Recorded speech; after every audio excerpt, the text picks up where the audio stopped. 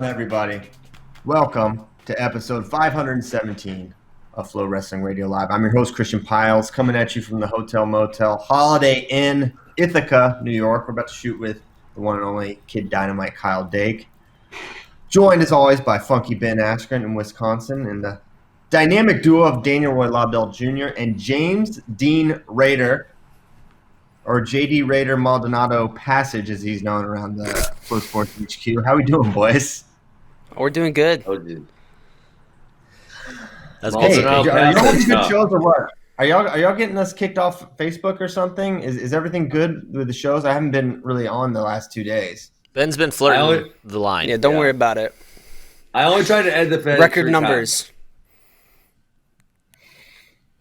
Hey, you know what's awesome, CP? When Facebook loved us with the algorithm, they gave us like 100,000 plus viewers a show for like 3 months straight. That was pretty fantastic. Yeah, then you decided to talk about the Clinton body count. No, that was Bracky's fault. Bracky's fault. No, you brought it up. Because Bracky gets something that loosely associates to that, then you're the one that gets into. You guys can't get me down that train of thought because then we're lost. All right, so we'll blame you for any lost viewers. Hey, well, I don't know what you guys have been talking about. I haven't been able to listen because we've been on it the last couple of days. We didn't get to talk yesterday about Downey and Ashnall shoots and how they went, and then we did Taylor and Pletcher yesterday because of internet problems yesterday. But man, I'm telling you, I think you guys are really gonna dig what we're going to come back with, and the heat between Downey and Taylor in these interviews is unbelievable. Pat Downey, I kind of confronted him on some of his trash talk and some of his allegations against David, kind of giving him an opportunity to back down a little bit. Maybe unsurprisingly, he did not. He actually issued an apology he actually did issue an apology to Helen Maroulis in that process. What I don't know what happened with Helen Maroulis and Pat Downey. I have no idea. Well, nothing specifically that was Helen related, but what Pat has been saying about the training lab and kind of his whole scale lumping in of training lab athletes, which would include Helen, which would include a number. Helen's at the training lab? She has been. I don't know how. I don't know anything about Helen's current training situation, but I know she was there. He should have taken the time to apologize to absolutely fucking nobody. Yeah, basically, but he didn't back down on that at all. Wow. David Taylor had plenty of things to say about Pat Downey, and I can't wait for that match. I'm excited to see what Kyle Dake's up to today. Let me ask you this, Christian. Obviously, the heat is 100% real. But are people going to be disappointed because it's going to be 10-0, or do people just want to see David Taylor party on Pat Downey? Well, I don't know. There's some people will subscribe to the fact that David will tech him, but not everyone will. And some people will tune in. Did you watch the Joe Rao match? Did you watch the Joe Rao match? Yeah, in the freestyle portion, he beat someone 4-0 who had beaten him in 2017. Oh, it was pretty ugly, bro. We're talking about. Hold on. Are you legitimately using that match as a barometer for a comparison against David Taylor? Damn straight I am. It's only a month away. I forgot to turn my light on again. All right, hold on. Don't do that yet. Just listen. One. They did Greco, okay? This is a freestyle match. There's no forced parterre. And in parterre, you can grab legs, okay? So basically, that may as well have been sumo. That may as well have been jousting. For benefits of comparison, for David Taylor in freestyle and Joe Rao in Greco, there is no comparison, okay? So throw that out. So I'm throwing out. I'm completely I don't throw it out. Okay, I throw it out. I'm explaining how I get there. Okay, so Ben Askren wants to factor in Greco-Roman competition as a basis for comparison. Okay, I do not. Okay, then we go to the freestyle component where, if you remember in 2017, Joe Rao beat Pat Downey in freestyle. Do you remember that at the World Team Trials? He beat him in freestyle. Okay, And then that was the same year. I'm almost done. I'm going to be gone very soon. That was the same year that David Taylor. I'll get a rebuttal when you're done. The same year he teched him. David Taylor teched him twice, 10-0. So for me, it shows the evolution in Pat Downey's freestyle, maybe. But I basically wholly throw out the match, right? Because someone that had beaten him in freestyle, he did better than in freestyle. Okay, here's where I'll go with it. Number one, Pat Downey was highly out of shape. Number two, Pat Downey showed little ability to do anything creative to attack in the second period. No leg attacks. The one thing he did is he scored on the same thing twice. And honestly, if that was one of my kids, I would yell, Joe Rao, I'm yelling at you. The man had an overhook and cross-picked the ankle. Like, Joe, you got an underhook. Just drive into him and he'll fall over. Come on, man. So, yes, I do. You don't think that occurred to Joe Rao? What? You don't think it occurred to Joe Rao that he could do that with an underhook, or maybe there's something about I think Joe Rao was really tired and was just like, I'm up 9-0. What's 2 points here? I think that's what he was thinking. Because that was a pretty total gimmick match. Total gimmick match. Don't take anything from it. What about his shape? What about the shape? He got tired, and it was 6 minutes, and it was not a super high paced match. Well, I don't know. I mean, will he have to defend parterre defense for minutes on end? That's not very hard. David? I've heard otherwise. It's not. They're lying to you. How much parterre Greco defense have you worked, Ben? Well, I just remember, like when you were on bottom and parterre for me, and I did not get turned a lot, but that was like, okay, I get to chill for a minute here. And I very, very infrequently got turned. It was just about kind of minding your P's and Q's, if you will. Yeah. Well, I think other people have different opinions about the difficulties of parterre defense in Greco. And well, especially we'll just say they're wrong. Listen, I wouldn't say that Pat Downey was the pinnacle of cardiovascular shape, but one, we're talking about July 28th or June 28th. I'm talking about July 25th. Okay. So I think we'll see a different Pat Downey. And who's to say, if he doesn't have to defend parterre that much or whatever, dude, maybe it's stop saying. Match. Listen, Christian saying bottom parterre is hard cardiovascularly is the new Thomas Gilman gasping from bottom. That was true. Okay, so that was really because Thomas Gilman and Ethan Lezak both acknowledged he got gas from the bottom position. So I am glad that you're acknowledging that this is another situation of gas from bottom. Ethan Lezak was going to be gassed no matter what position they were in. Did you ask him that question? No, I didn't. He would have been gassed no matter what. No matter what, he would have been gassed. But the whole premise of that debate was that you can't get tired from the top position, right? And my premise was that, yeah. Christian, I love how combative you are this morning. It's fantastic. You must have morning take us a pre-workout, got fired up. I love it. Yeah, I got some Inno Explode. CP never minds taking the gloves off. Yeah, especially on here. No, this is his place. This is his safe space to go gloves off and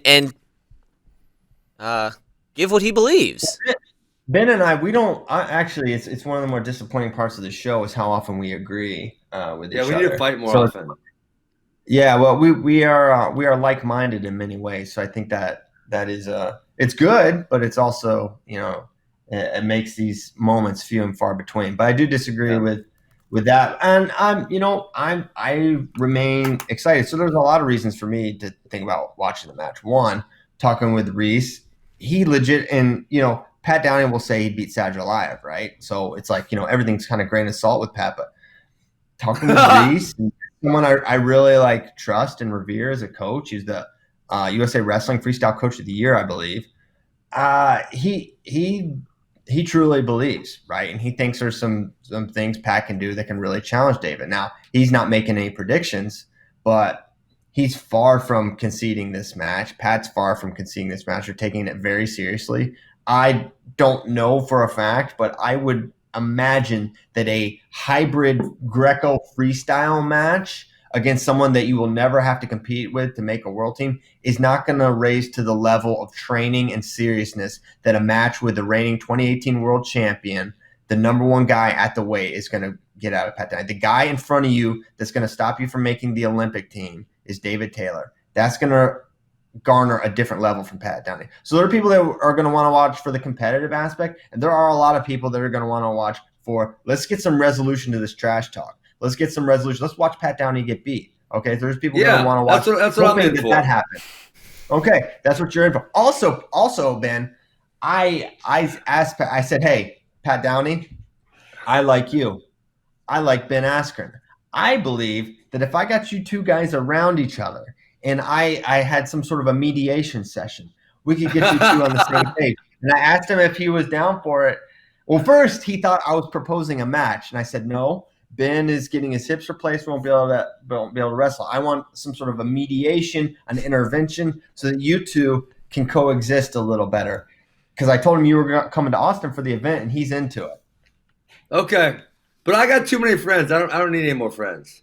Okay, you don't have to be friends. Listen, you're not going to be pen pals. You don't have to get them anything for Christmas. You know what I mean. Okay. Yeah. It would be highly entertaining. And you know what? I don't even know what his gripes. So I like we would be offer up our gripes with each other because I don't even really know that I have any. I think he's just fun to pick on. That's literally it. It entertains me to pick on him, and that's the only reason I do it. Maybe that's kind of bully stuff. Maybe I should stop because I'm being a bully. Yeah. Wow. Ben Askren, the bully, a cyber bully at that. The lowest form of bully. A cyber bully is the lowest form of bully. In my opinion, yes. That's funny. Yeah. So I proposed that. He's into it. So it's gonna be good. Yeah. I don't have anything else. I'm really excited. It's been an awesome trip. Me, Mike, when Sean, are you going and home? David tomorrow morning. CP, you were with the pit crew yesterday, right? Okay, gosh. I thought you meant something NASCAR related when you said pit crew. I did. I meant I obviously meant a NASCAR crew. No, I was not. I was near Mickey Philippi and Coach Luke Pletcher now. Yeah, they were all there. Any word on the – it looked like Lugo was far – from my perspective, it looked like Lugo was far bigger than Pletcher. Did they have any ideas of approximate weights for that? I didn't ask, but it was pretty apparent that Lugo was bigger. One, they wrestled at different NCAA weight classes. Two, he just looked bigger. Three, I don't know what the weigh-in was at. I don't think there was one. There was no weigh-in? That is my understanding. Well, then, yeah, who cares? We're going to have a real weigh-in for this match, okay? Luke Pletcher and Anthony Ashton have to make 67 kilograms.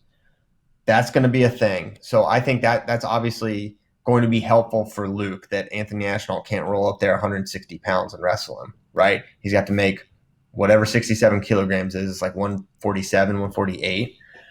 So that's going to matter. Well, Lugo wasn't just bigger, but he clearly used that size advantage too. Oh, yeah. To push Pletcher around the mat. Yeah. Yeah. That'll happen. Lugo looked bigger. So, yeah, he wrestled better. I think, Ashton and Pletcher, I think these are two really skilled guys. And as Luke was wrestling on par with some of the best wrestlers in the country of any weight class, he's going to be really hard to score on. And if Pletcher's basic thesis is if he thinks he's going to be able to volume attack me, he's going to shoot himself out of the match because defensively, from a re-attack perspective, Luke is so superior. And I agree with that. So Anthony's going to have to be calculated in his approach to Luke Pletcher. Yes, agreed. CP, great stuff from the road. Can we expect anything else? I know, so looks like went up on the site yesterday, Mickey Philippi clip, a video titled PD3 working with Reese on single leg technique, seriously, and Ashnault works on single leg finishes. Anything else we can expect from yesterday that go up today for the people to consume? In the immediate, no, I don't think much. Maybe I'll interview Gabe Dean today. We're going to get a bunch of stuff that's going to require some editing and post, but hopefully the long form Downey and Taylor and Pletcher interviews go up, the ones I've been doing. So you should hopefully see those soon. But a lot of this stuff we're coming back home with, and it's going to get edited and put together. It's going to look really, really sick. Excellent. Hey, we got a question from the Facebook chat, Nomad. Okay. And that says, did Kale stop by the M2 training facility yesterday and say hi to you, Piles? And did you tell him you had a plan? What do you think? Does he have feelings? Did you get feedback on We Are from him? No, I didn't ask. Got it. I didn't want to. I didn't want to it was good vibes, and I would think David would like it. It was basically a story. You would think. We Are is basically but on the other hand, and this is not about David, but just in general, you would be surprised what people get upset at. Something you think is an ode to your greatness, they're like, man, it was this. So just in general with the subjects we cover, this wasn't the time and place to bring that up. But I did think it was kind of like, hey, David Taylor's awesome. He changed the game for Penn State. I would like to think he probably liked it. It was all cool with us while we were there. David was great and friendly and professional, and appreciated our time. But as far as Kale, I don't know. But I think in general it was well received at Penn State by Penn State fans. So that's something. You guys should have had the FBI bug their office so we could listen to what they were saying about it the next day. That would help. That would probably help relationships if we committed. Well, they would know. We wouldn't know. We wouldn't know. Any good caught putting the bugs in. No. So no, it was good. I have to get ready to go. We're rendezvousing in 13 minutes downstairs, so I'm going to do that. You guys have a good show. I will be back in Austin, Texas for next Tuesday's show. Thank you for your service, JD Raider, Maldonado Passage. Thank you, boys. See ya. See you, CP. Rude. Oh, boy. That was a little spicy start to the show, Ben. So I subscribe to your theory that people are tuning in to watch DT Tech PD3. Whether or not that happens, who cares? A lot of people care probably, but whether or not that happens, who cares? But the person who's wearing the black hat was decided the moment this match was signed. And I was having an argument discussion with the guy yesterday on Twitter. And he's like, and it's a common thing, right? Like, oh, I just want these guys to be professional, da-da-da. I said, look, I don't necessarily agree with everything that Pat says or does. I probably wouldn't have made those accusations if I was in his shoes. But these athletes have a very short window of earning money, and they need to make people care. And Pat has to make decisions as a man. He'll face the consequences as a man. If that inspires David to whoop his ass, well, that's Pat Downey's problem. Yes. Yeah, I agree totally. I still got to turn my light on at some point. Go turn your light on. My studio upgrade is coming next Monday. I have it set up for 1 p.m. So hopefully by the time we get on the show next Tuesday, everything will be done. I don't get these people that say they want more professionally. Guys, you guys see the numbers. I see the numbers. People who talk get ratings. People who get ratings get money. There is no financial incentive to shut up and be professional. It is very, very few and far between that is the truth. And some of these people lie to themselves that they don't like drama. They love drama. They're lying to themselves for some type of, what do they call that? Virtue signaling? Yeah, that's what it is. Well, I had a great conversation with the guy. Went back and forth a few times, and then we both agreed, like, all right, we're going to be watching July 25th, and it'll be great. So it wasn't a bad back and forth, but, one of my responses to him was, hey, I know you say this, but what Pat did literally inspired you enough to take out your phone and tweet back at him. Yes, and that was my second point, is that you now have a stronger opinion of him than you did previously and are more likely to watch it, not because you want Pat to win, but because you want Pat to lose. A neutral party doesn't care. You're either pro Pat on his side or you're against hard. Either way, you're tuning in. It's watch. It's the Floyd Mayweather style. There is no Switzerland when Pat Downey's involved. Yes. Ben, go turn your light on. Oh, yeah, thank you. Appreciate it. Me and I got annoyed because, you know what? The Cleveland Clinic, I have told them 7 times, I podcast every morning. These guys are trying to call me for information. It's about my hip. Listen, I tell them I podcast every morning. Why do you guys call me every morning? It's so annoying. I've emailed them like 4 times. All right, turn my light on. I'm glad you're getting your hip done by excellent people at the Cleveland Clinic. JD, have you been watching the stuff that's going up on the site? Anything that has stood out to you so far from what CP and Mike Mal been putting on site for this? Chamizo talking trash. I love that. Nah, bro. Hey, like Ben said, people can say they don't like the drama, but it's fun. Mm-hmm. It makes matchups more intriguing. Okay, so looking at this from Ben, do not take this where I know you want to take this. But looking at this, if wrestling is a two-party system, right? And Dake is one political party and Burroughs is one political party, will there be people that root for Chamizo because they're anti-Burroughs, or will it largely be because this will be an American audience? Will it basically be all Dake? Yeah, I think it's going to be. I don't know why you had to compare them to political parties. I think you could have said some people like Dake and some people like Burroughs. No, I don't think the dislike of Dake by most. I will say there will be some, but I will say the majority of people who would normally cheer for Burroughs over Dake will also cheer for Dake over Chamizo, just because it's the American versus the foreigner type thing. I don't think it's like a normal instance though, because of how like Chamizo's called an international treasure. Like he is. It's not like if he were Russian, it'd be a little different. But because he lives in New York, predominantly trains there, it's a little different. I feel like people still always lean. I mean, it is me. I feel like people lean towards the American. I mean, I got an argument. 2019 or 2018 Worlds. I think it might have been about Downey or somebody else, but it's like, listen, I'm a wrestling fan. I will lean towards most Americans, but if I want to cheer for someone else because I say I like them, like say, yeah, it's Giant Sharati, I reserve the right to freaking cheer for whoever I please.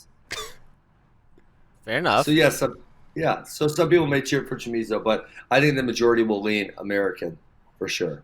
Yeah, I agree. Once again, July 25th, Austin, Texas. My man Tyler, let's get that hype video queued up that we released yesterday. Every time we put out something new, it gets better and better. Not that one, Tyler, the other one.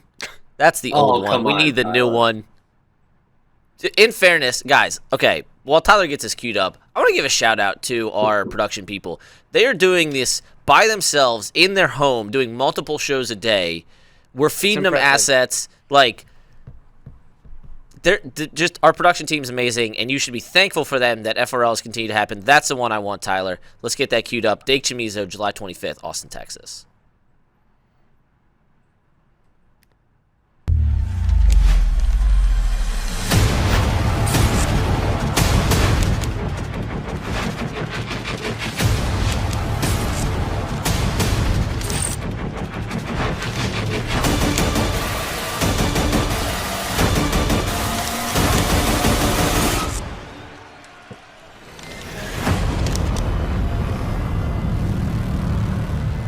Nice.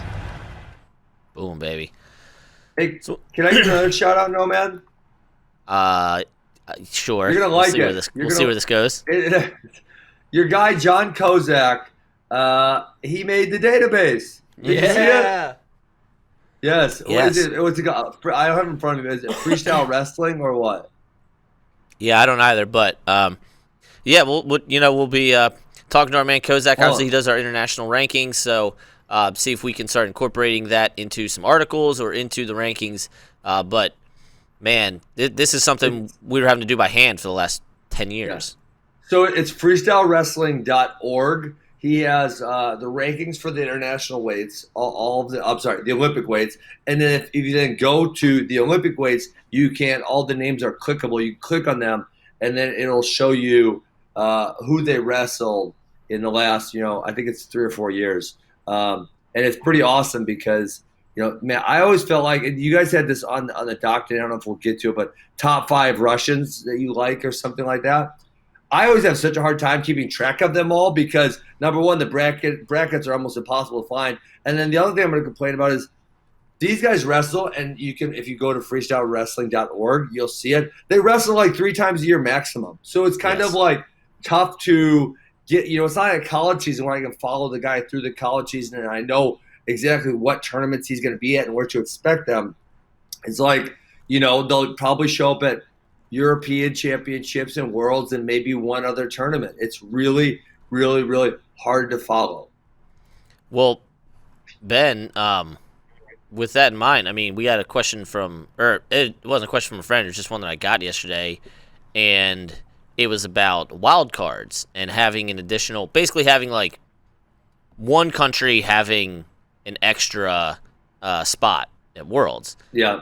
And I said what I would prefer is a system in which you have to wrestle somewhere to compete at Worlds. Like, you have to wrestle at Pan Am's to qualify for Worlds, or you have to wrestle at Euros to qualify for Worlds, or a ranking series event, whatever. Well, not just determine your place in the bracket, but to actually be able to compete at Worlds, there has to be something happens beforehand. Yeah. So the other thing, Nomad, I think you could do this, and I've said this idea before, and I think this would help on many different levels. I think if you had an actual season for freestyle wrestling in the world, like UWW created a season, or someone eventually creates a season, you have, say, 6, you call them Grand Prix, you can call them whatever you want, Grand Prix tournaments, where you earn points plus the Continentals plus the World. So you essentially have 8 tournaments a year, right? You only, just like the college wrestling season, you'd only have to show up for the Big Tens and the Worlds, right? The Big Tens and the Nationals. But say in those first 6 tournaments, there's a point system. And the top 4 – but hold on. The top 4 non-qualifiers for their team, right? So qualify for Worlds. So say last year, the number 1 guy at 79 was Dake. So if Dieringer has enough points, if he's in the top 4 non-qualifiers, right, he gets in. And these may all be from Russia. These may be a couple from America. It doesn't matter. Just the top 4 best guys who are not qualified, which qualified means there's only 1 per country, get into the Worlds. I have a slightly different 11-month calendar that I've been putting together for international that I think would kind of solve some of these problems. But yeah, I think the ultimate thing is incentivizing guys to compete, and I think part of that is to go to Worlds or the whatever the end of year thing is. You have to have competed at least once, preferably 2 or 3 times at these certain events beforehand. Yeah. Well, that is what they're trying to do with the ranking series, and it's at least a step in the right direction. But there's a difference between I requiring it and incentivizing it. I understand it's not an easy thing to get buy-in for, but there's a difference between incentivizing where you are in the bracket and incentivizing being in the bracket. Yeah, because Sajla doesn't really care where he's at in the bracket. Yeah. That is my number 1 stupid person argument that I hate. They're like, of course, Sajla is not going to go to ranking series. He doesn't give a crap where he's in the bracket. He's like, that is not the point. It's that everyone else cares where he is in the bracket, that he won't participate in it. You are looking at it from the reverse angle. Yeah, but Nomad, if he's a random draw or close to a random draw, or so you don't know. But he's not going to be, because he's going to be world champion or a medalist and gets the most points in any other ranking series event. Sure, but if you don't know if he's going to be the 2, 3, or the 4, or the 1, 2, 3, or the 4, right? Then it does de-incentivize which side you're on, right? It does matter. You might rather be the 2 or the 3 than the 1. You would always rather be the 1 or the 4 because of uneven bracketing. The bottom, that's a good point, right? I mean, so yeah, I mean, there's I think the UWW should find a better way to do it, and I think there's obviously, just like the tennis pro tour or golf, there's got to be a way to financially incentivize guys who actually show up to actually wrestle in tournaments. Because when guys don't wrestle in tournaments, when they only wrestle twice a year, that is not good, right? And kind of how I think about it is, if the UWW is the only game in town from an international perspective, there is no other organization, right? But if another organization could incentivize people to show up on a more regular basis, they would then get more money. They would, have subscribers. They would be able to pay people more, and then that would further, right? It'd be a virtuous cycle, and that organization would then grow in power and stature. Yeah. So, I have a plan, to quote Cale Sanderson, that I would like to see implemented. We'll see if it happens. But Ben, we do have updates. Wait, so what don't you like about my plan? Just curious.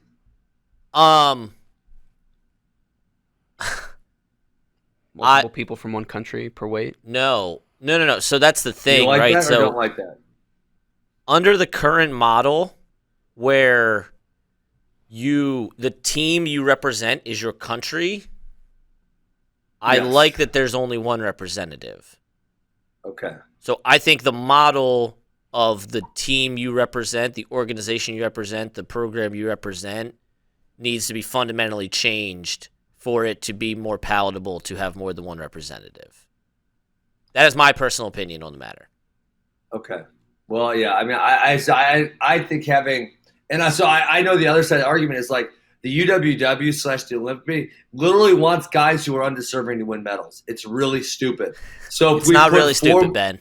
It's not really stupid. No, man, don't get me fired. I will cut your feed right now. Don't get me fired up.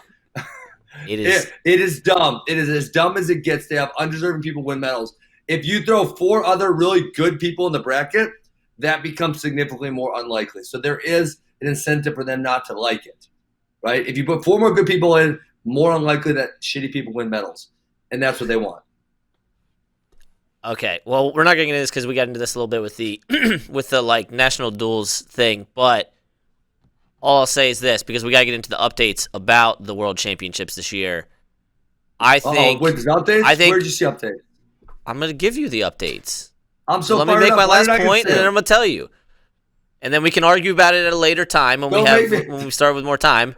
I think American wrestling fans are a little too concerned with the meritocracy of medals of places 2 through 10, and not so much with. No, I think they are. No one agrees with you here. No one agrees. You're the only one who agrees. A lot of more people agree with me than you think.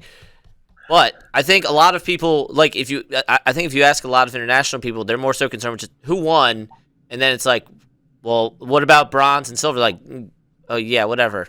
But who won? Who got the most goals? Just because they have a not so wise take on the situation doesn't make them right. I think it is a very wise take. I think it is not a wise take. It is a terrible take. Silver, listen, bronze. Yeah, it's dumb. No man, people work their entire lives for this, and you're gonna tell them, you're gonna put them. Listen, I did it, and I'm not. I don't want this to sound like I'm saying this only because I'm bitter because I did not get a medal, and I got put on the bottom side of the bracket, which was way more difficult, and there was no seating, right? But you're telling me a guy is going to work for his entire life, and he deserves to be put in a bracket which is unbalanced, which is unseated, and which purposefully makes people who are undeserving or not as good have a better chance of winning a medal. That's dumb. You will never convince me that it's not dumb. And just because other people have takes that aren't good and haven't thought deeply about it doesn't mean that's right. I think you haven't thought deeply about it from the potential impacts that it has on the positive end throughout the world. When you have a system that's represented by the IOC for multiple countries to win medals. Two wrongs doesn't make it right. Just because the IOC is dumb doesn't mean I have to be dumb. I refuse to be dumb because the IOC is dumb. I refuse. Well, and that is why that's why the thing that I'm ultimately talking about it completely does away with all that. But let's get into the World Championship updates. Okay, I want the best guys to win medals. Yes, there is that, but there are other things at play.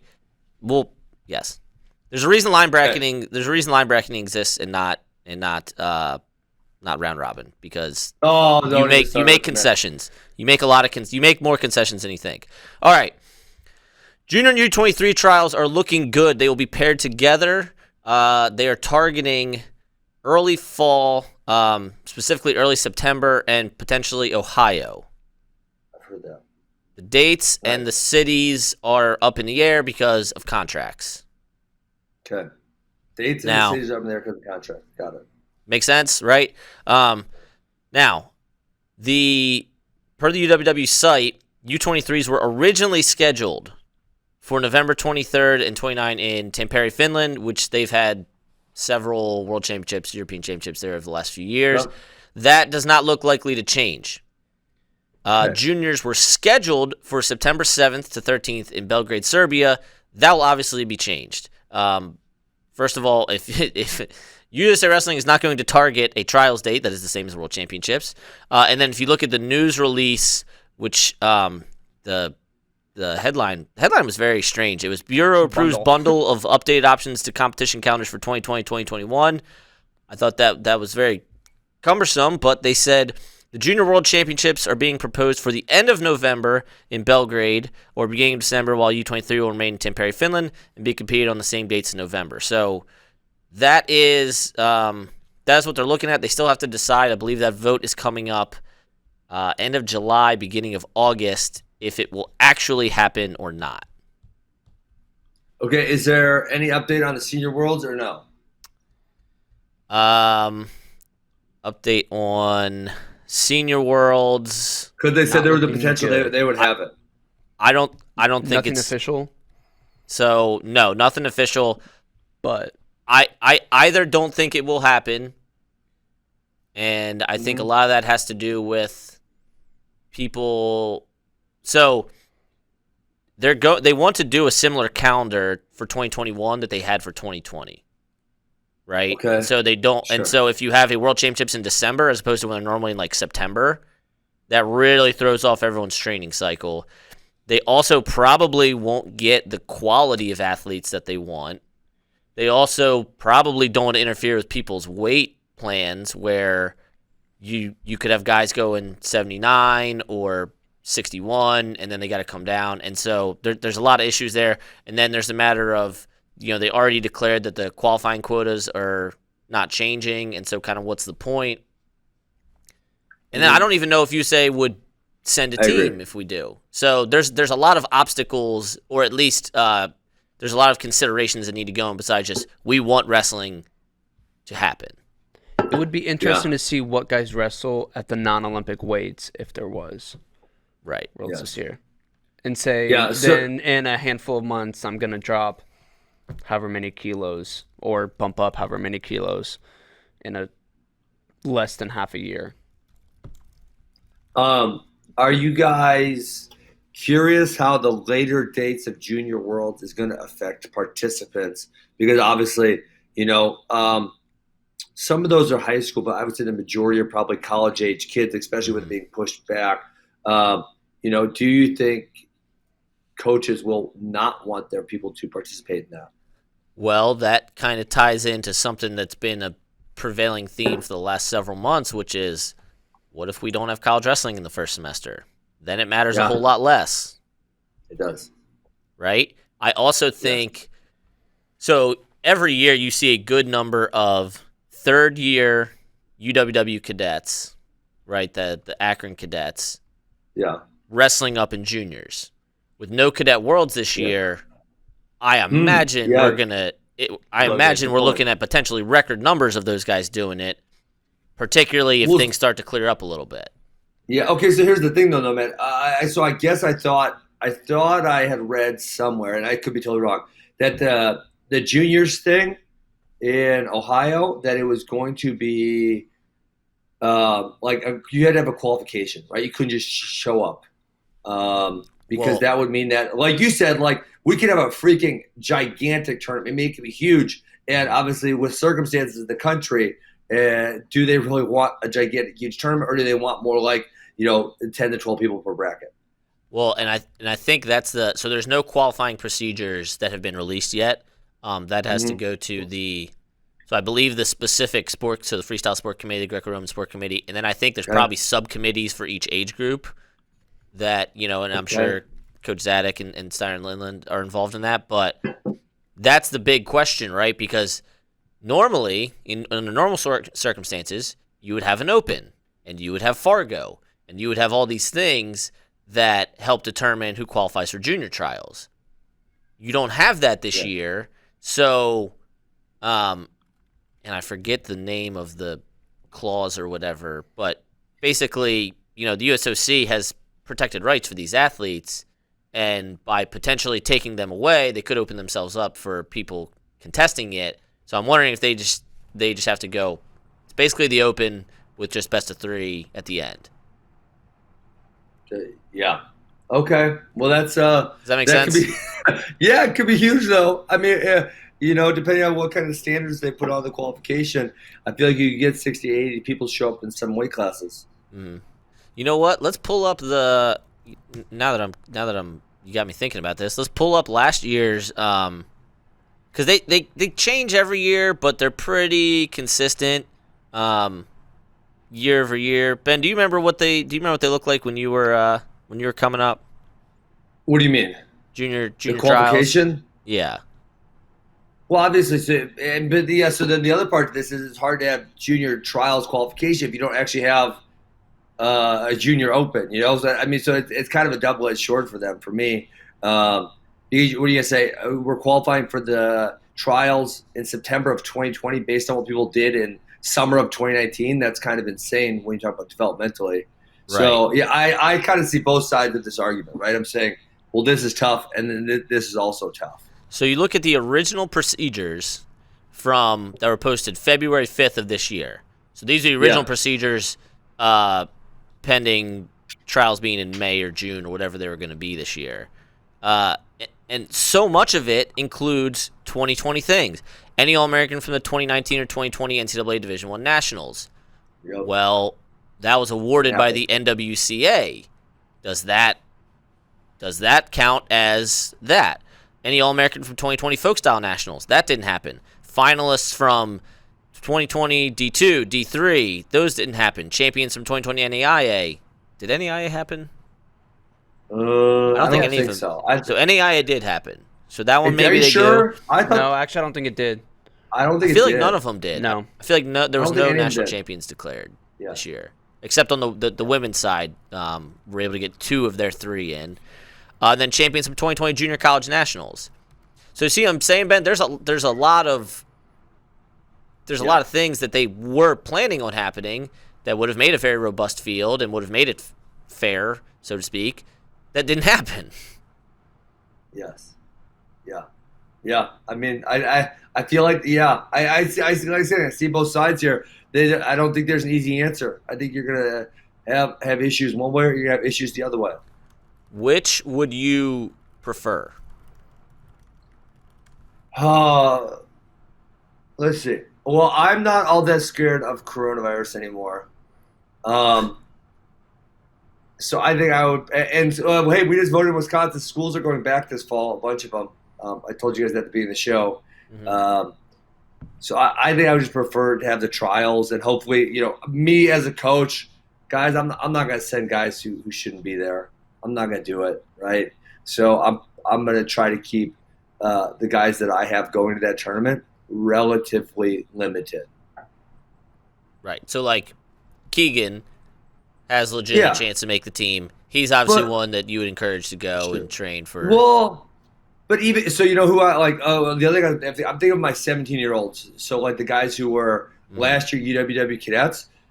Because listen, it's important for their college recruiting because they got no tournaments this offseason. So guys like a Clayton Whiting, Mitchell Messenbrink, guy Matt Bianchi, right? Guys who had success at Fargo last year, and would be the last year UWW cadet. I will encourage them to go because if they, for them, if they place 4th, 5th, 6th, something like that, that's going to be gigantic for the college recruiting prospects.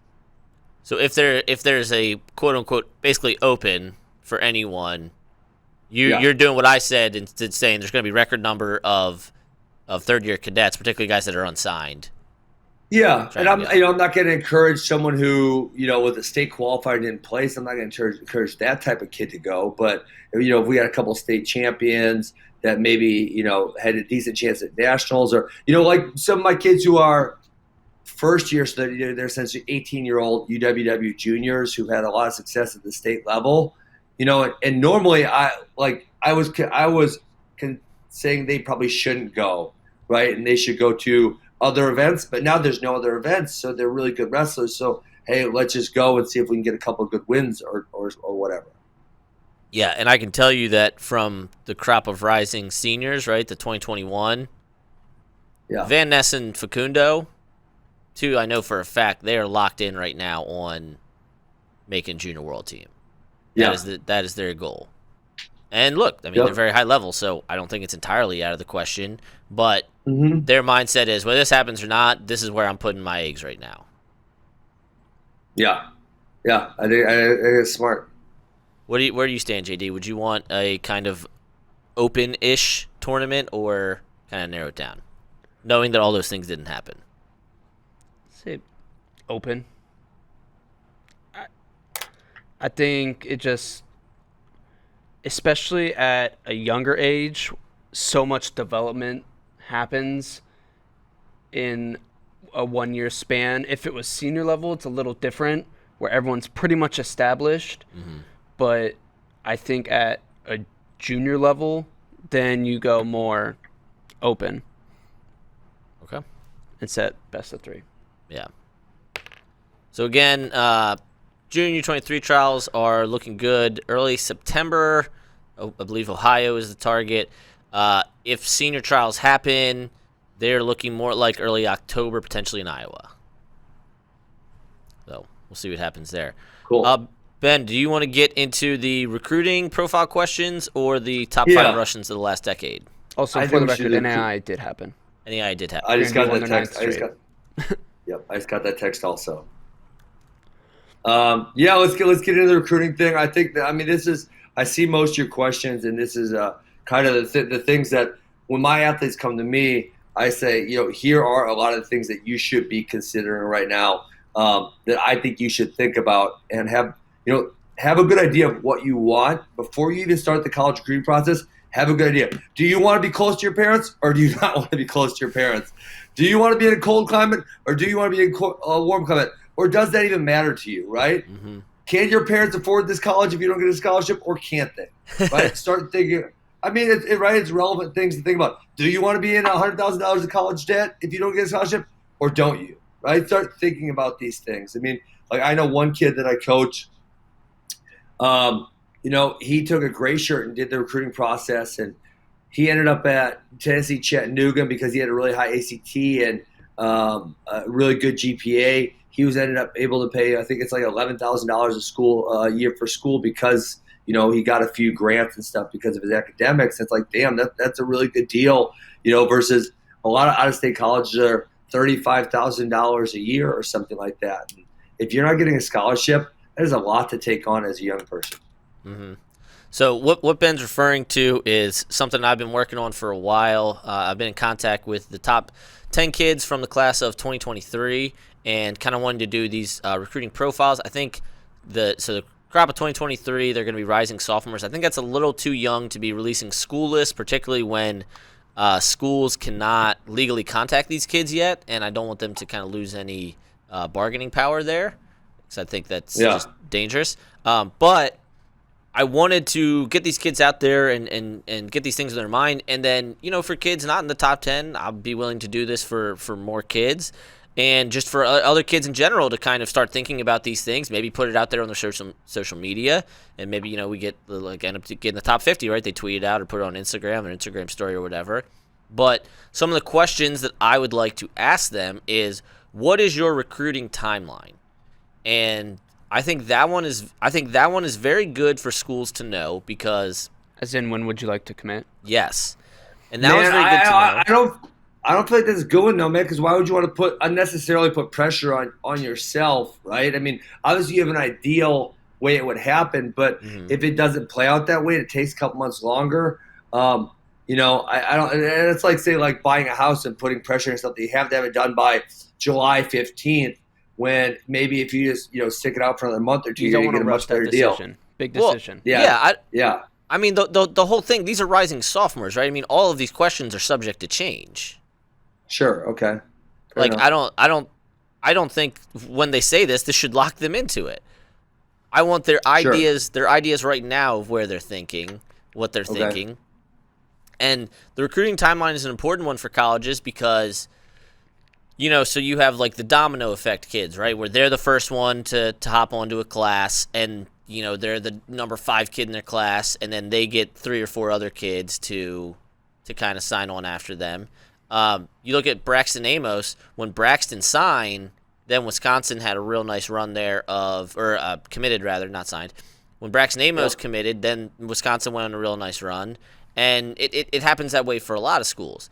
And so some kids want to be, at least at this time, they want to be that catalyst for the program going forward. Whereas some kids want to be, look, I'm going to be like Mark Hall, and I'm going to sign on signing day, and I'm going to take all my visits, and I'm going to do everything in the fall. So I just think that would be good for the schools to know kind of what's in these kids' heads. Yeah. I guess we talk a lot about the Braxton Amos thing got me thinking. We talk a lot about the brother effect where you sign Bobby Stevenson, you got the end with Gable, and so like you get your one too. We don't talk a lot about the friend effect, where a lot of these guys, especially now with cadet teams and junior world teams, they come up together even if they're not in the same state, get to know, develop relationships, and want to go on to the college level together too.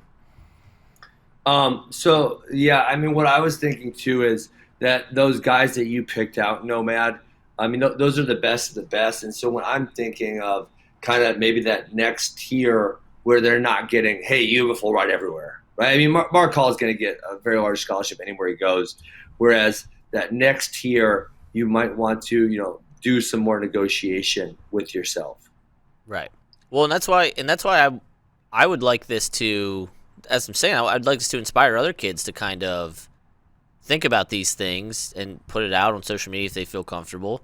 But just kind of start having these conversations with themselves, their coaches, and their parents about all these things.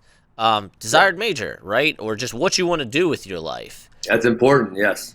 Right? And I think that kind of ties into, like, a subset of that would be academics, right? Because, I was talking to a dad about these things, and he said, well, if you had them stack rank, you could kind of get an idea of the profile of the school. And so if they go, yes, my desired major is business, and I want to get a 32 on my ACT, and I have very high academic aspirations. I have very high aspirations for my post-wrestling career.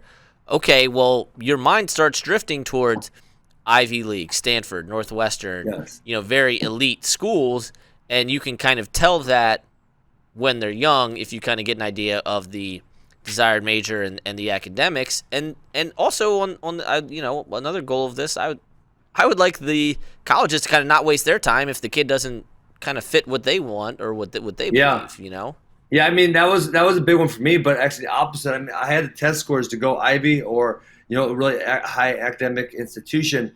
I had no interest. I knew I didn't want to spend that much time on school. I thought I wanted to be a wrestling coach. I guess I ended up being a wrestling coach, even if it kind of took a convoluted path. And so I just knew that wasn't for me. So, I got called from Stanford or whoever, and I just said, hey, guys, I'm not really interested in that. And so I knew for me, yes, that was important, right? But the opposite, like I knew I didn't want to go Ivy. I knew I didn't want to spend that much time on my education because I thought I was going to be a wrestling coach, and I am. It also changes a little bit because I think, and I guess this has kind of always been the case, but I mean, there are a lot of schools that are tremendous academically right now that have good wrestling programs and that are putting guys on the podium. And so it's a little easier to kind of be like, well, I mean, I can do both. Yeah, I mean, yeah, and again, that's what every kid has to decide for themselves. I can tell you that was my thought process, and that was what I knew for me. But I know there's kids that are opposite, that they want to go to a high-level academic institution. There's some people who say who want to do military service, right? So Air Force, West Point, Naval Academy, those are great options. And obviously for those ones, and that's actually honestly something I'm encouraging a lot of kids. We have a kid, Jack Ganos, going to Air Force next year. Or like you don't have to pay anything. You don't have to pay anything. It's fantastic. It's like a scholarship for everybody. You set yourself up for a awesome. Nice career too. Yes. I mean, not that we're going to get into financial stuff today, but that wasn't a Kronikov PS.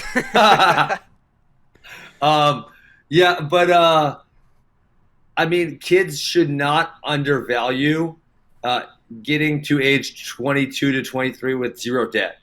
Mm-hmm. I mean, that is like that such is a huge why thing. I brushed off Ivy League. That was? Yes. Yeah, but I mean, going to a military institution and getting no debt by the time you're 22 or 23, wow, that's freaking awesome. Well, if you look at, and I love coaches that like think very robustly about this. If you look at Kevin Ward's social media, what does he talk about all the time? That exact thing. We pay you to go. We pay you to go to school. No debt. Yeah. You come out with a job. Like that is a good pitch. Like own the things. Yes, of course there are depending on your line of thought. Of course there are potential downsides of going to Army, just like the potential downsides of going anywhere. But as the coach, you have to take the good things, the things that appeal to people, and shove them out there. So I think it's really cool what Coach Ward and those guys do. And I'm sure Coach Colat's probably going to do the same thing. I'm sure it's what Air Force does as well when they're talking to recruits. this one's pretty easy. Target weight, that's going to change, but just as a rising sophomore, where in your head do you project yourself going into college, particularly based on how big your brothers got or your uncles and your dad are? That's a hard one because everyone always wants to be bigger than they are, I feel like. I mean, their kids are not they're not all the time realistic about what the weight class is. So I just, I don't know. On that one, I think that probably should be up to the college coach. Whereas like the desired major and the desired major and kind of understanding what your academic level is awesome. Right. Geographic preference. So huge. Well, this one is hard because the Southeast is devoid of programs. Well, I mean, some kids don't care, right? I've had a couple kids told me, I am so ready to get out of the cold winters. I'm done. I'm not going to be in any more cold winters, right? Okay, great. Well, you can't go to Wisconsin, Minnesota, Buffalo. Right? There's a whole bunch of, just take them off your list, right? A lot of kids don't care about it. They just don't care, Yeah. So I don't know. That one might be good. That one might give some tips to your SoCon teams, right? Your UTC, Citadel, App State, kind of the southernmost ones.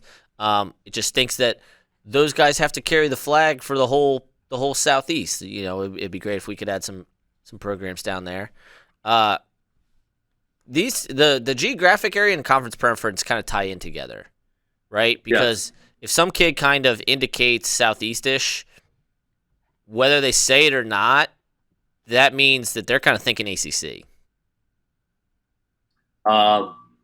Yeah, I mean, obviously, there's not a lot of other programs in the Southeast. I don't really like so I'll tell you what the one. So I did not really like the recruiting timeline. I love the desired major / academic target weight. I think that's a college coach thing. Conference preference. I don't know if I really. I mean, obviously, the one would be Big Ten, but I didn't really care about this too much going into college. It's more like, do I like the college coaches? And I think that if you look, there's many programs who can help you achieve your goals. Like Zahid went Pac-10 and he was a national champion.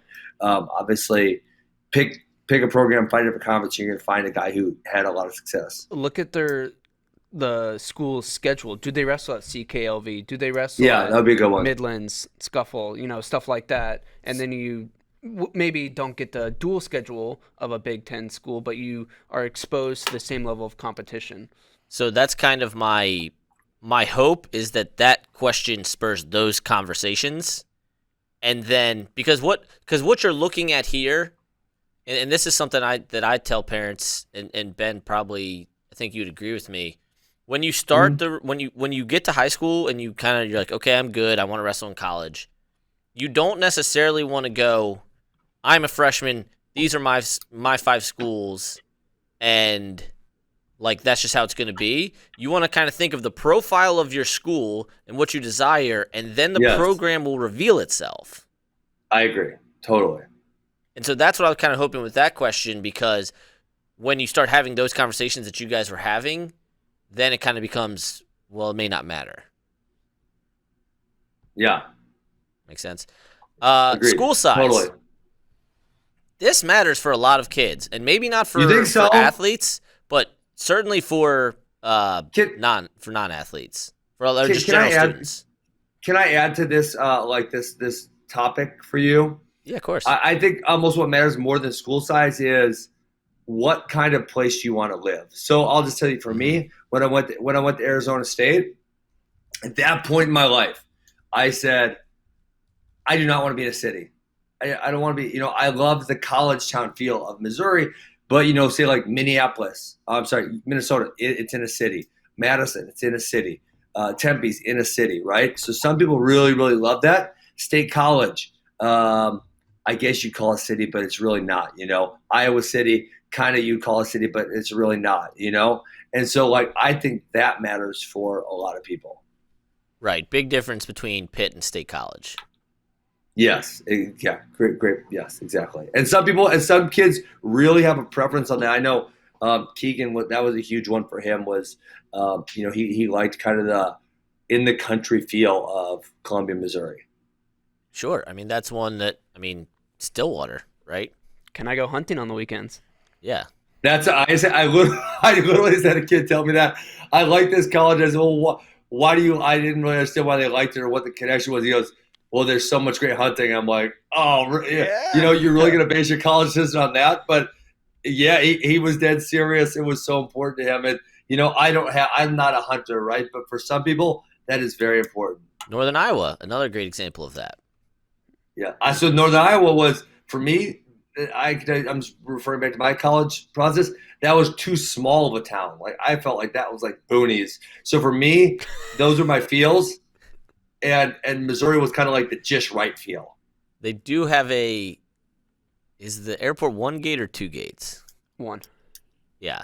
But to their credit, like they owned that. They owned that West Gym was built in 1926, right? They owned it's blue collar, baby. Yes, like that is and that is what all, and I think most programs do, but you own the things about your school.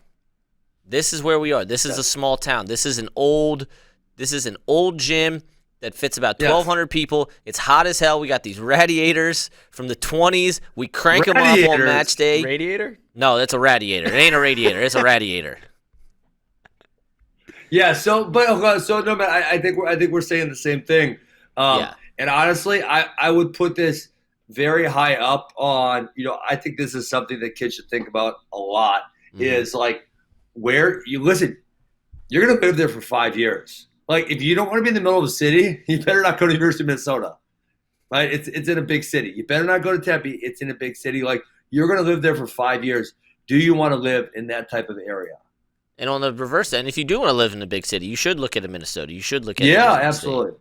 Yes, absolutely. I mean, or a Campbell. Campbell, that one's in the middle of nowhere. That's like legit middle of nowhere. Right. So if that appeals to you, that's something that you should be aware of. And this is why official visits are so important, and hopefully official visits come back at some point post-COVID.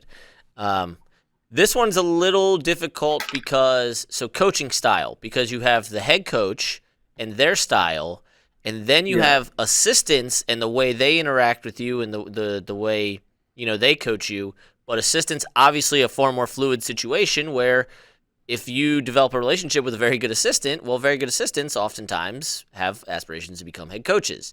And so it gets a little tricky there with the coaching style. Number one, I would say don't rely on assistants being there, because they probably won't be there for all that long. I mean, there's a few, right? Say Penn State's done a great job of keeping all their assistants around, but that is rare for sure. Mm-hmm. The other thing that's tough about this, Nomad, is I feel like all coaches will lie. I don't want to say lie outright, but they'll give you a rosier picture of their style than may be true. And so the best thing you can do is find kids on their team, ideally your friends, right? Because your friends are the easiest to communicate with, and ask them, what is it really like? What is your training schedule like? Like, I'll give you one. Wisconsin does a lot of early mornings. I'm not an early morning person. That would have been hard for me. That would have been really, really hard. I hate early mornings. I'll stay up to midnight and work, Nomad, but I am not waking. Listen, so I'm getting control of my own life right now. I will stay up till midnight and work. I hate waking up before 8 a.m. I hate it, And so, like, if you can have someone on the team, you're probably the same type as me, I would assume. You're probably not an early morning guy. Yeah, right? I just don't sleep much in general. Oh, okay. Well, I like my sleep. I like staying up late. I do not like waking up early. Again, I will work till midnight if I have to, but I refuse to wake up early right now in my life. And so know what you're getting into, right? Talk to the guys on the team and say, what is the training like? And, a good one would be like Nick Sirianno. For him, he was like super Jersey hardcore. He did. This is third hand. I heard that he hated that Penn State had lighter practices and that he wanted to go harder. Well, he should have done that research before he got there. Yeah. So, and that's the thing, right? That again, I want this to. I don't want this. I mean, I want this to be an article, obviously, but I don't want this to just be an article. I want this to be conversations that these kids and other recruits are having with their parents and their coaches, and making them think, in a roundabout way about all of the things that go into being a college athlete. I think this is so important. I think this is great. I think you're doing a great service for high school kids to start thinking about all these things. Thank you Like I said, I push this narrative to my high school kids. I think about all these things. It does matter. You want to be somewhere where you're going to like living for the next 5 years. You want a coaching staff that you're going to be compatible with for the next 5 years. You want to consider these things before you go ahead and make a decision based on just a scholarship or just you really like this logo or something dumb that doesn't matter. Right. And then within that, like I really appreciate that you do stuff like that. And I think most high level coaches, that are associated with high school kids doing this, right? I know Coach Dominguez, he does a lot of mock interviews with his kids, either for, after you win a tournament, like this is how you need to be, or when you're talking to a coach, or when, you go on your official visit, like conducting yourself in a certain way and projecting the best parts of you and making sure that, you're doing all the things that show yourself and that you're humble, grateful, and all those things. So I really appreciate hearing coaches talk about those things. Last one, and this is probably the hardest to navigate, honestly, because every kid's going to say the same thing, but goals. And really, not just saying I want to be not just saying I want to be a 4-time NCAA champ and world and Olympic champ, but like the pathway to which you want to get there, the level of I don't know what the word is, sadness, or what, like how you deal with if you didn't achieve, if there were hiccups along the way. So goals is not just 4-time NCAA champ, world and Olympic champ. It's all the stuff that goes into it, the milestone setting as well. Yeah, I'm going to push back. I don't really like this goals one because I feel as though not everywhere. I'm not going to say everywhere, but I'm going to say a lot of places, if you do the work, you're going to be able to achieve. And we could, I'm sure you could do an article on how many different colleges have had a national champion in the last 20 years. I'm sure the number is very high. And when I was getting recruited to the University of Missouri, where they said they never had an NCAA champion. Coach Smith was not an NCAA champion. Coach Horton was not an NCAA champion. You cannot win an NCAA title there. I mean, guys, I had so many college coaches tell me, you cannot win an NCAA title. This is not jabronis on Twitter. This is college coaches who are supposed to be good at understanding what it takes to achieve high-level success, and they told me point blank, you cannot. And I got a good feeling about Missouri, and I had a good feeling about myself, and I knew if I was in the right situation, I was going to win a national title. So, I don't like this. I can only win at Oklahoma State, or I can only win at Iowa, or I can only win at Penn State. I can only win. That's a dumb thought process. So I don't really necessarily like that one, and I think that I'm not going to say everywhere because there obviously are places who are not having a lot of success.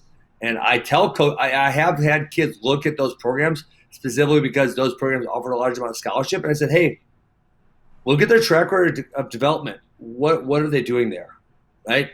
Are you going to be able to really achieve your goals there? So I'm not saying you can achieve everywhere, but I think the swath of places you can achieve is probably larger than some people give it credit for. Yeah.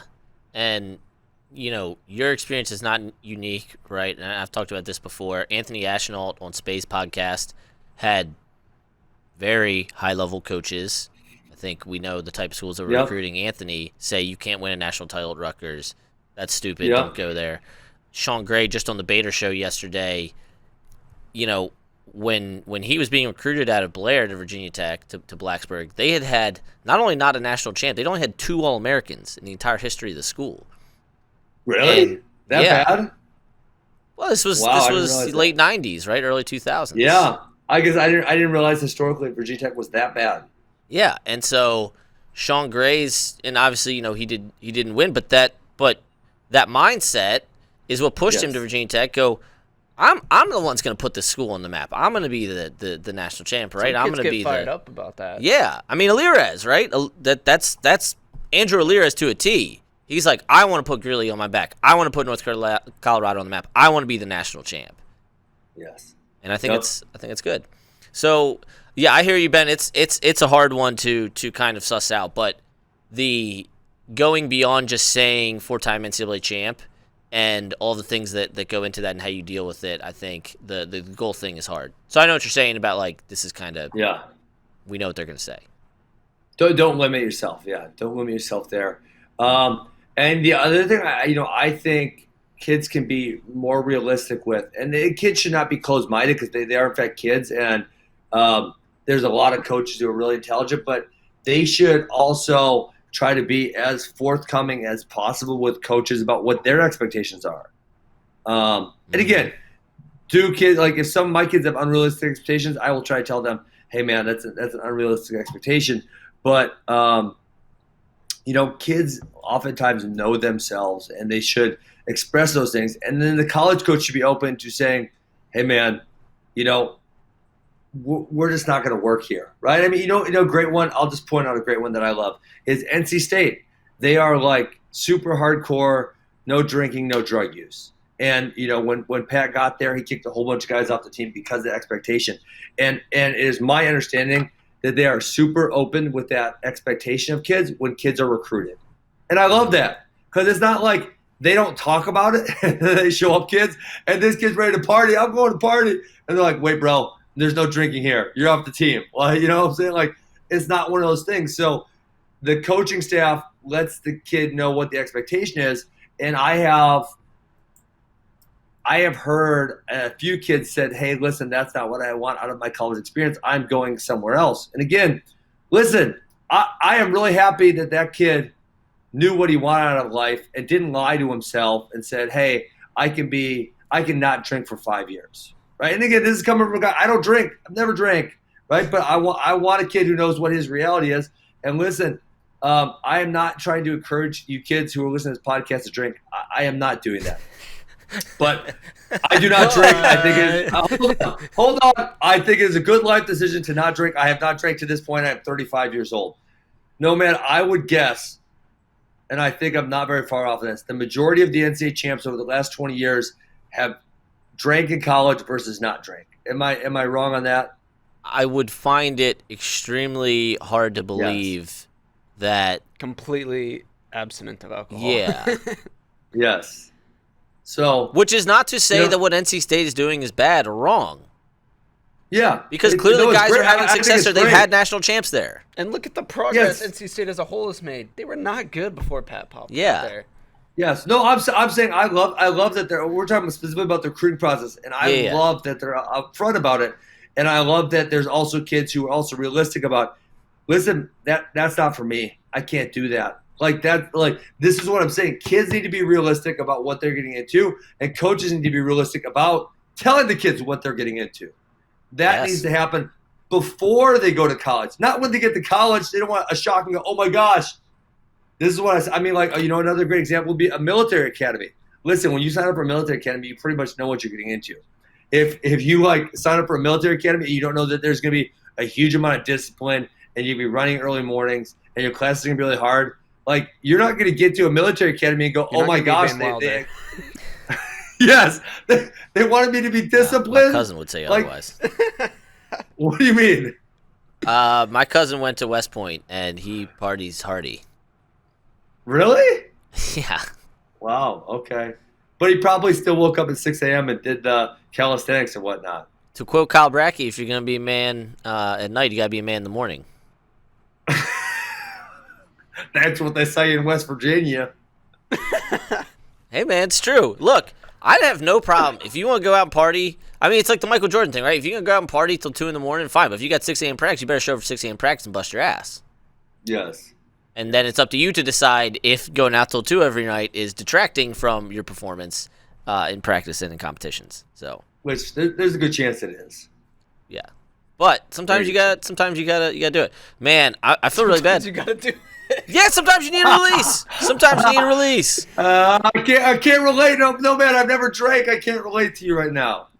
Yeah, tell that to two-time Hodge Trophy winner, Ben Askren. Yeah. Hey, before we get to questions from friends, we're not going to do top 5 Russians the last decade, but JD worked very hard on top 5 Russians on Instagram. And so, Tyler, I think we got to get this queued up. JD, did you send him all of the pictures? All right. Yeah, I got a couple pics up so we're going to go bottom up here. Well, this is number 4, but that's fine. Gajimurat Rashidov. Top 5 Russians on Instagram. Go ahead, JD. I know you're not a big Instagram guy. You're more of a Twitter guy. But I think if you get behind the the Russians of Instagram. I think that'll But change you around. Is this a handle? Well, you can follow like Wrestling Russia or Wrestling_Team1 too, and they like repost a lot of these. But just a lot of these guys on their personal pages put out phenomenal content. Here, Rashidov with some snowmobile content. I got him at number 4 power ranking Russian wrestling. Is this power ranking by their Instagram? Yeah. Yes. Well, someone asked us to rank the top 5 Russians of the last decade, and we talked about that too. But I get much more enjoyment out of just thinking and watching their Instagrams. Rashidov mostly just does like portrait mode selfies and flexes his world belt and medals, but he's good for the occasional horse content or snowmobile content. Let's see if we can get a couple other ones up there as well. Yes, a lot of horse content on. We might have to just skip Instagram to number 1. Go ahead. Go ahead. Throw this up. So we got a little pork chop action. Ghazi, is it pork? Well, I don't know. Ben, do you think this is? Oh, here we go. This is number 1. Kruglev right here. Ron Kruglev, 86-kilo guy with his Falcon. His whole Instagram is phenomenal. A lot of horse content as well. A lot of horse content. Okay, so let's do. We just did the recruiting one for high school kids. Let's do for JD the Russian Instagram. Where does horse content land on the amount of importance? Number 1. Oh, number 1. It's way up there. They love their horses. They love their ponies. So Kruglev, you peek through Kruglev's Instagram. You have the Falcon. You have a baby snow leopard. You have him on a horse. Him playing with the leopard. Mm-hmm. Yep. You have him on a horse with a sword like this. And one other cool, I don't even know what to call them. And the hats that. Yeah, and then he has one with just an assault rifle where he is practicing very bad trigger safety. With the cool mountain backdrop, though. Yeah, in Mahachkala. Yes. So maybe we'll get to the actual top 5 Russians of the last decade, but top 5 Russians on Instagram. Please send us yours. Ben, let's close out questions from friends. Sound good? Yeah, I'm kind of dumbfounded by this. I tried searching some Russian Instagram accounts. I couldn't really find any. But follow, you know what? Kurbanaliev, Kirby, because he just posts a bunch with friends too. So then you can like venture off and tag. His is Kurbanaliev 65, even though he is no longer 65 kilos, much 70. 74. Sedulev's horse's legs look so skinny, like they're gonna break or something. Well, Sadie Cakes loves horse content. He might be number 1 horse content. Well, normally horses aren't built to carry 215-pound humans. All right, that's funny. Let's get to questions from friends. I watched here's Nick Croninger. I watched a DT Ankle Pig vid where he talked about a commonly taught setup where he felt didn't work. What commonly held beliefs about setups and hand fighting are wrong, outdated. How should young wrestlers think about hand fighting, which isn't the most comfortable thing to do? Coach Askren. Wait, okay, sorry. I got distracted by the horse content. Okay. See, it's good. How should young wrestlers think about hand fighting? I feel like I should watch this David Taylor video to get a full understanding of what he said, because I'm sure what he said is great. But I do a lot of, so obviously, here's what I say, guys. Like, okay, what are Jordan Burroughs and David Taylor using? They're using snaps, they're using pulls, they're using fakes, they're using elbow offs. Listen, do you guys know all those moves? And even at age 12, they'll say, yeah, I know all those moves. And so I think what it comes down to is it's a matter of timing. And so I think the only way you can get timing is by actually doing it. So we do a handful of hard in, easy out, or live to a lock type stuff where, we're only doing the first part of that segment. So they're getting a whole bunch of time spent on hand fighting and getting the legs. And then obviously on the other side, basic, simple defense, no scrambling, right? Just moving your feet, getting out of the way. Yeah, and I think also just getting kids in the mentality of staying in the pocket, right, and being comfortable and willing to fight as you are pulling out the technique of it, right? The moving your legs and hands in concert, having thoughtfulness to not just I want to move them, but where I want to move them to set myself up. And staying in the pocket, but not planting your feet and just banging, in there, because you can't just plant your feet like tree trunks and think you're just gonna snap somebody. You gotta move them while you move. I mean, even if you snap them, you need to move your feet because otherwise they're just gonna grab your legs. Right? So, I would say, but kind of my thought process on life and wrestling is that if you want to be good enough, you're going to figure it out. So, like when you put kids in a situation where, they're winning or losing based on live to a lock, or getting to the legs and or just defending the legs, and no scrambling or other defenses allowed, they will pick stuff up. And I think a lot of these things, again, it's such a timing issue. A lot of it happens semi-subconsciously, meaning you're not actually thinking about what's happening. You're just doing it because it's kind of instinctive. And, you can think about it in practice a little bit like, oh, well, when I'm snapping, I'm not moving my foot or something like that. But it has to happen kind of in a faster speed. And I know Terville, I've heard him talk about it a couple times where he had almost a system down to where steps, okay, I'm going to do this. If this guy does this, I do this. If he does this, I do this. Once he does this, I do this. And it was like reactionary, but he had drilled and practiced that so many times to where it was a reaction. He didn't have to think, okay, yes, if I collar tie and this guy grabs my elbow, then you pause and think, I do this. It was like one fluid motion almost to where, and then as soon as he felt that opening, he was able to attack off his, third tie transition or whatever. Mm-hmm. Yes. Love it. Another question from Nick Kroninger. In my mind, the best conditioning exercise is live wrestling. If you need to switch it up because the kids aren't working hard, what exercise best emulates wrestling activity? Burpees and sprints, maybe. Exercises that build explosive movement. And I would agree with him about wrestling is the best conditioner. And we only have 90 minutes with the kids. We do a lot of wrestling. Wrestle. Oh, I can't believe you don't. This coming from the guy who openly said, "Coach, don't make me run. I will wrestle I'll wrestle for 3 hours. Don't make me run ever." They still made me run though. Damn it, Coach Smith. I think the thought process on running is changing a lot. I've heard a lot of coaches say they're cutting down on running, and they're doing a lot more. They're doing a lot more biking. And I'm doing a lot more backwards explosive stuff. There was a trainer, I want to say it was Iowa State. He said, "Do you know what?" And this is a little different, but what position in football has the fewest ACL injuries or knee injuries? I don't know. He said defensive backs because they're backpedaling so much more. Really? So the pressure on their knee, yeah.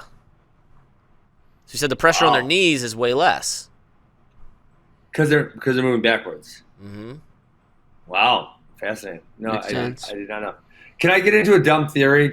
We're just gonna go off the rails. You have a lot of dumb theories, man. Well, this one it may be smart. It may not be dumb, right? And this kind of will go into my talent thing. But I would really be curious if there's any studies on this. Because I just thought about it because you kind of like sports science, right? Because they're running backwards, there's less pressure, no ACL surgeries. I would really, which I want just how to get strong at stuff. And, I have an exceptionally strong cradle and gut lock and Fred lock. People always ask me why, and we were doing one of them last night, and kids asked me why. It's like, listen, the only explanation I can come up with is that every time I get in practice, I try to squeeze people as hard as I can squeeze them. And that's literally the only explanation I can come up with. Because we're talking about weight training, pull-ups or whatever. I'm not necessarily stronger than anybody. I may even be weaker. But when you talk about for headlocks or guts or cradles, people will literally say, like, I've never had someone squeeze me like that ever in my life. And I would be curious if there was any type of correlation to like kids exercising from an early age, and not even like necessarily like doing push-ups and pull-ups, but like outside, like climbing the monkey bars, picking up rocks. And my dad was blue collar, so I yeah. I was like grabbing hammers and trying to hit stuff. I was very physical as a young kid, and I always wondered if that contributed to later strength at all versus a kid who like sat on the couch and was a couch potato for 5 years. Well, I'm sure being active is far better for you. Yeah, that doesn't sound like serious. That sounds pretty interesting. But so what I'm saying is, does that allow you to have greater gains later?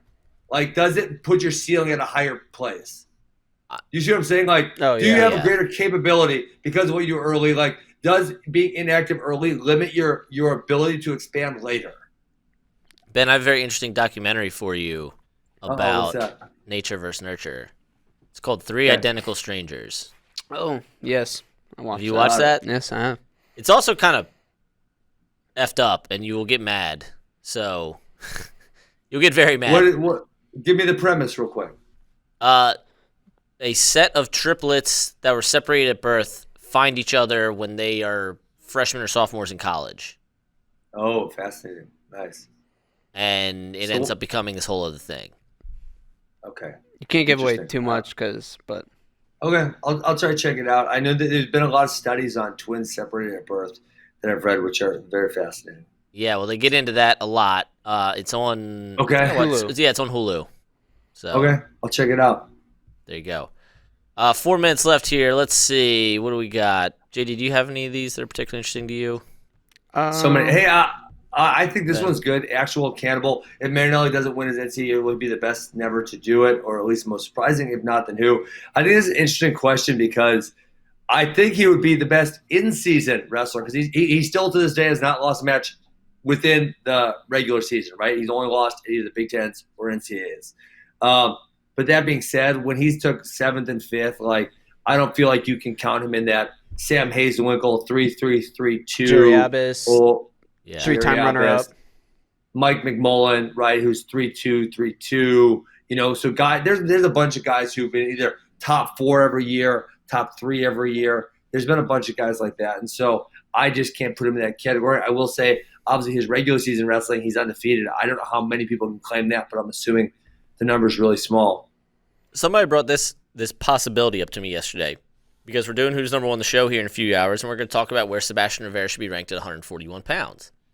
And there's no evidence there is evidence that I think Yanni's going to go up to 149 pounds. But for the sake of this argument, pretend that Yanni is staying down at 141.